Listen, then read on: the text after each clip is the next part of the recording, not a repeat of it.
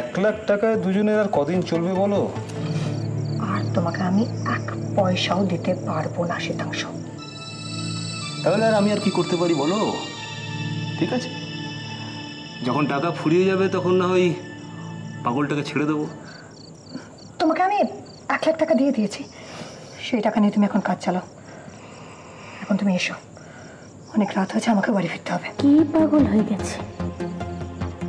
কাকে আটকে রাখার জন্য এই লোকটাকে পিসমনি টাকা দিল? টাটা।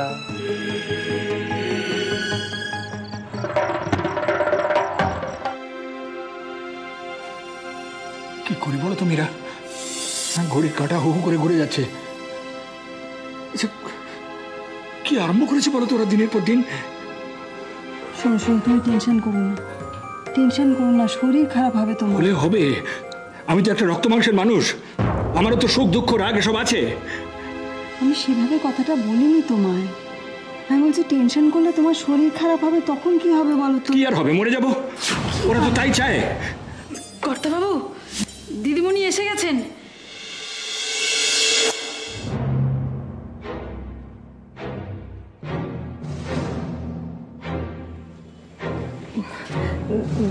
দাদা দাদা সরি, মানে আমি আমি এত দেরি করতে চাইনি, দেরি হয়ে গেল। কোথায় গিয়েছিলি? আমার কদিন ধরে মনটা কিরকম অশান্ত লাগছিল। ঠিক আছে, জানি গিয়েছিলি, ঠিক আছে, তা গাড়ি নিয়ে যাসনি কেন? আসলে ভাবলাম যে দোয়েল রুদ্র পুজোর শপিং করতে বেরোবে হয়তো। কি সমস্ত কথা বলছিস রাজি?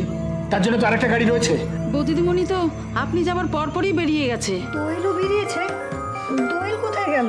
ও তো কাউকে কিছু বলে যায়নি, আমরা সকলেই চিন্তা করছি। মামা, তোমার পুলিশে খবর দিতে হবে না, বৌদিও এসে গেছে। কি রে, তুই কোথায় গিয়েছিলি কাউকে কিছু না বলে? কোথায় গিয়েছিলি তুমি? রাজি, ওকে বকাবকি করছিস কেন?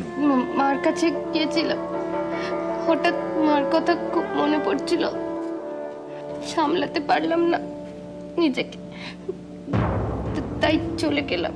না ঠিক আছে, মার জন্য মন কেমন করছে, তুমি নিশ্চয়ই যাবে। তো বাড়িতে তো রশিদ রয়েছে, একটা গাড়ি রয়েছে, রশিদকে বললেও তোমাকে ঘুরিয়ে আনতো। আর একটা কথা বলে যেও না দোয়েল, তুমি এখন অধিকারী বাড়ির বউ।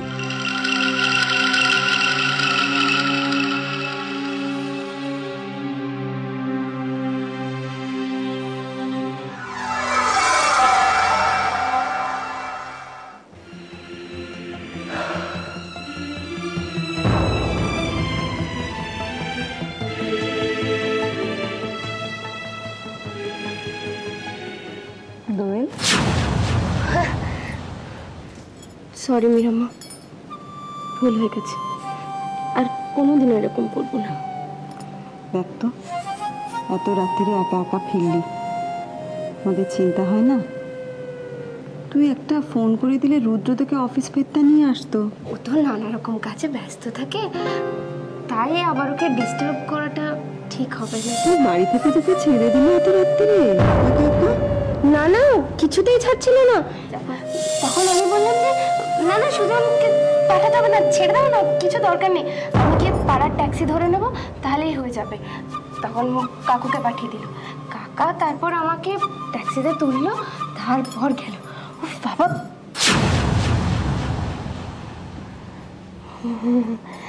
কাকিমা না ভারীও বটে সত্যি। সব বোঝা গেছে, আর কিছু বলতে হবে না তোকে।